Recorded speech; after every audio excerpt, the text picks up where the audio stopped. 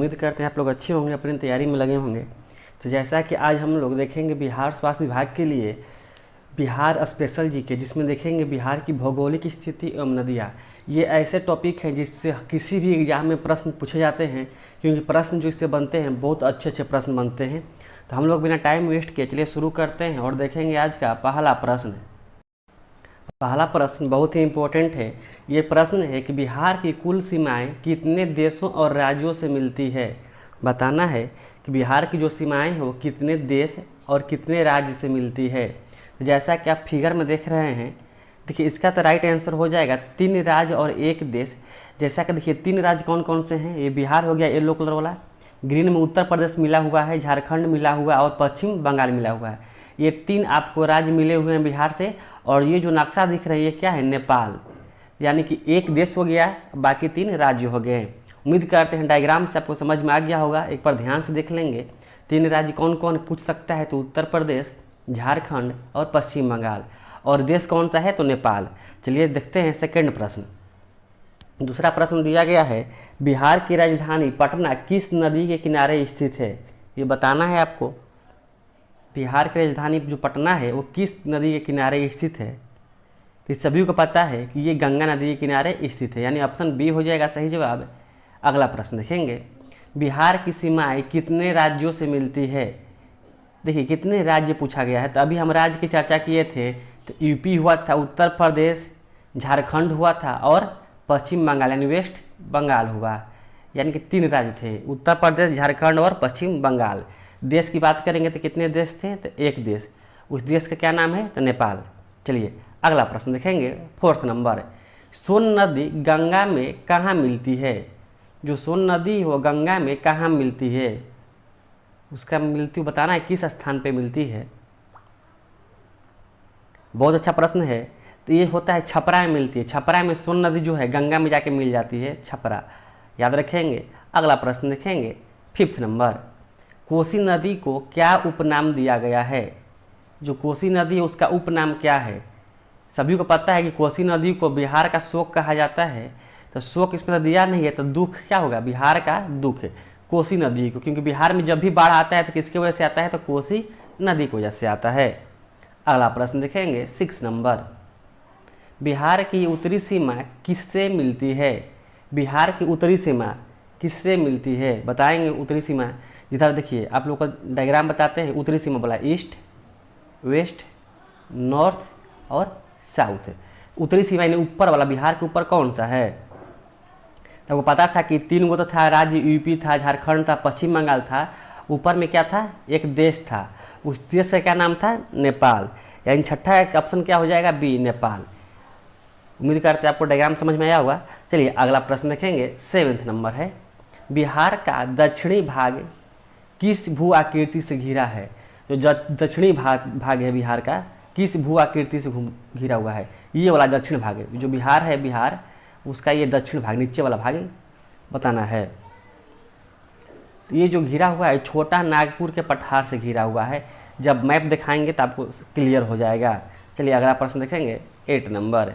बिहार किस प्रकार का राज्य है।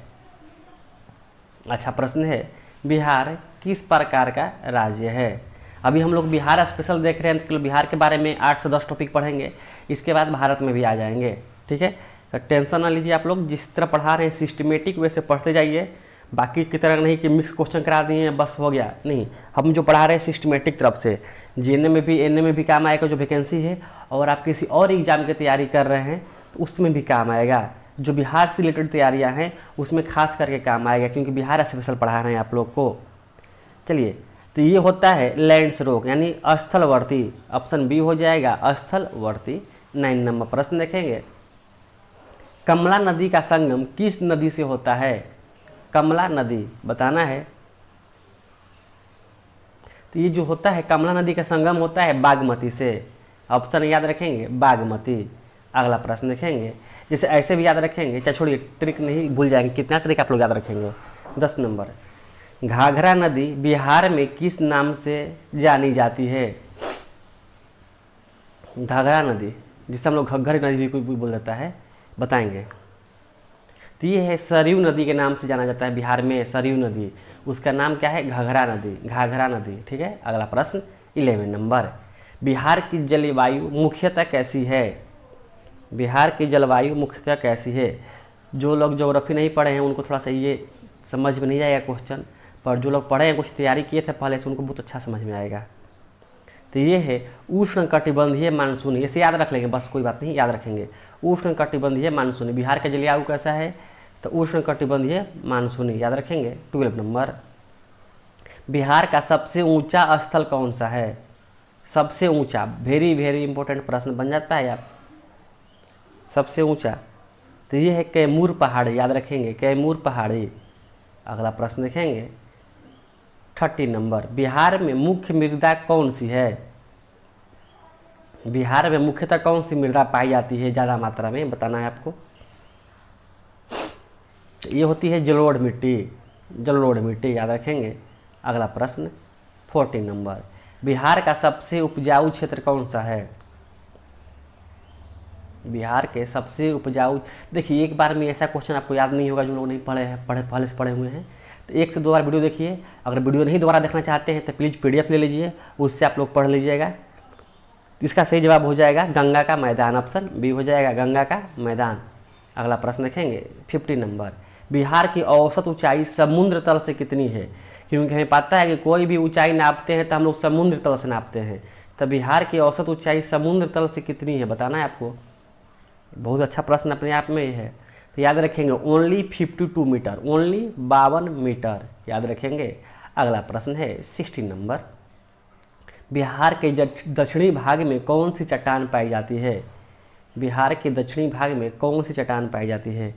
दक्षिणी भाग नीचे वाला भाग में कौन सी चट्टान पाई जाती है?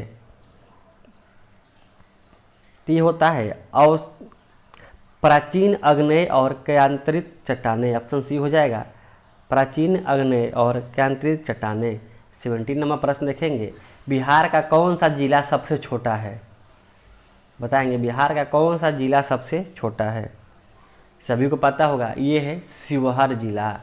अगला प्रश्न देखेंगे 18 नंबर, बिहार का कौन सा जिला क्षेत्रफल की दृष्टि से सबसे बड़ा है? ऐसा क्वेश्चन कराया था आप लोग को, क्षेत्रफल की दृष्टि से बताना है। तो ये हो जाएगा पश्चिमी चंपारण। जितने लोग पश्चिमी चंपारण से देख रहे हैं प्लीज़ वीडियो को लाइक करें। अगला प्रश्न चलते हैं 19 नंबर, बिहार का सबसे कम ऊंचाई वाला क्षेत्र कौन सा है? सबसे कम ऊंचाई वाला क्षेत्र बताना है, तो ये है पूर्णिया। अगला प्रश्न देखेंगे 20 नंबर, गंगा नदी की कुल लंबाई में से बिहार में कितनी लंबाई बहती है? यानी गंगा नदी की जितनी लंबाई है उसमें से बिहार में कितनी लंबाई बहती है, ये बताना है। तो इसका राइट आंसर हो जाएगा 445 मीटर, याद रखेंगे 445 मीटर। अगला प्रश्न है, बिहार के सबसे अधिक बाढ़ प्रभावित नदी कौन सी है? ये तो सभी को याद होना चाहिए कि हम लोग बिहार में सबसे अधिक बाढ़ किससे आता है, तो कोसी नदी से, ऑप्शन सी हो जाएगा। अगला प्रश्न, बिहार की सबसे लंबी सीमा किस राज्य से लगती है? किस राज्य से लगती है, बताएंगे। तो ये है उत्तर प्रदेश से लगती है। अब पता है कि बिहार के बगल में कौन सा है, यहाँ उत्तर प्रदेश है, झारखंड है, यहाँ से क्या है पश्चिम बंगाल मिला हुआ है, जैसा कि पहले क्वेश्चन में देखे थे आप लोग। चलिए अगला प्रश्न देखेंगे, बिहार की धान कटोरी किस क्षेत्र को कहा जाता है? तो राइट आंसर है रोहतास। अगर आप मेरे चैनल पर जाकर देखेंगे तो आपको ANM के जो 6 सब्जेक्ट है, जो 6 मेन सब्जेक्ट है सिलेबस में, community, primary, child midwifery, health promotion और हेल्थ सेंटर मैनेज, यानी कि सबका आपको MCQ सीरीज मिल जाएगा। अभी हेल्थ प्रमोशन का कुछ ही चैप्टर हुआ है, बाकी ऑलमोस्ट हो गया है पूरा चैप्टर। आप वहाँ जाकर देख सकते हैं और PDF भी उसका ले सकते हैं। PDF लेने के लिए क्या करना पड़ेगा, तो आपको PDF के लिए दिए गए नंबर पे SMS करना पड़ेगा। अभी ऑफर चल रहा है PDF को, तो मात्र आपको 249 में दे दिया जाएगा PDF 6 सब्जेक्ट का, जिसमें आपको टोटल 3000 प्लस MCQ होगा चैप्टर वाइज और यूनिट वाइज, और फ्री में जो टेस्ट लिया जाता है एग्जाम में वो टेस्ट PDF होगा। जैसा कि हमने एग्जाम में GNM के एग्जाम में टेस्ट लिया था, उसमें से डायरेक्ट क्वेश्चन लड़े थे एग्जाम में टेस्ट सीरीज से और मेरे PDF से। चलिए PDF तो होगी बात। अगला प्रश्न देखेंगे, नेक्स्ट प्रश्न 24 नंबर प्रश्न है, बिहार की जीवन रेखा किस नदी को कहा जाता है? ये वेरी वेरी इंपॉर्टेंट प्रश्न है, इसे आप लोग स्क्रीनशॉट ले लेंगे। VVI वेरी वेरी इंपॉर्टेंट है। बिहार की जीवन रेखा किस नदी को कहा जाता है? इसका नाम है गंगा नदी का। अगला प्रश्न देखेंगे 25 नंबर। बिहार का कुल क्षेत्रफल है, बिहार का कुल क्षेत्रफल कितना है बताएंगे आप लोग? तो याद रखिएगा 94,163 वर्ग किलोमीटर है। 93,163 वर्ग किलोमीटर, ठीक है, सॉरी 94,000 है, 94। अगला प्रश्न देखेंगे 26 नंबर। ये है क्षेत्रफल की दृष्टि से बिहार भारत में कौन सा स्थान रखता है? यानी पूरे भारत में जितने राज्य हैं उसमें से बिहार का कौन सा स्थान है क्षेत्रफल की दृष्टि में? ये क्वेश्चन पूछा जा सकता है क्योंकि बहुत अच्छा प्रश्न है। तो ये है 13वां स्थान, याद रखिएगा बिहार का 13वां स्थान है क्षेत्रफल की दृष्टि में पूरे भारत में। अगला प्रश्न देखेंगे 27 नंबर। बिहार का कौन सा भाग नेपाल से सटा हुआ है? तो बिहार का बताएंगे कौन सा भाग नेपाल से सटा हुआ है। आपको पता है कि नेपाल क्या था, उत्तर में था। अब इधर बिहार हो गया तो ऊपर नेपाल कहाँ था, उत्तर में था। तो उत्तर में कौन सा है? उत्तर बिहार, याद रखेंगे ऑप्शन बी हो जाएगा, उत्तरी बिहार। जो लोग उत्तरी बिहार से हैं वो प्लीज़ वीडियो को लाइक करें और कमेंट भी करके बताएं कि आप कहाँ से हैं। अगला प्रश्न देखेंगे 28 नंबर। गंगा नदी बिहार में सबसे पहले किस जिले में प्रवेश करती है? वेरी वेरी इंपॉर्टेंट प्रश्न है। बिहार में सबसे पहले किस जिले में प्रवेश करती है बताना है। तो याद रखिए गंगा नदी सबसे पहले बक्सर जिले में प्रवेश करती है। अगर वीडियो में आप लोग यहाँ तक बने हैं तो धन्यवाद। वीडियो को लाइक जरूर करें और वीडियो को शेयर जरूर करें। चैनल को सब्सक्राइब करें या ना करें लेकिन वीडियो को शेयर जरूर करें। अगला प्रश्न है 29 नंबर। गंगा नदी बिहार में सबसे अंत में किस जिले से बाहर जाती है? यानी प्रवेश करती है बक्सर से, निकलती किससे बताना है। याद रखिए कटिहार से निकलती है। आपको वीडियो अच्छा लगेगा तब खुद सब्सक्राइब करेंगे चैनल को। अगला प्रश्न है, लास्ट प्रश्न आज का है। कोसी नदी का उद्गम कहाँ है? जो कि कोसी नदी बिहार का शोक माना जाता है, उसका उद्गम कहाँ है, यानी कहाँ से निकलती है? तो याद रखिएगा नेपाले हिमाल से, नेपाले और हिमालय से।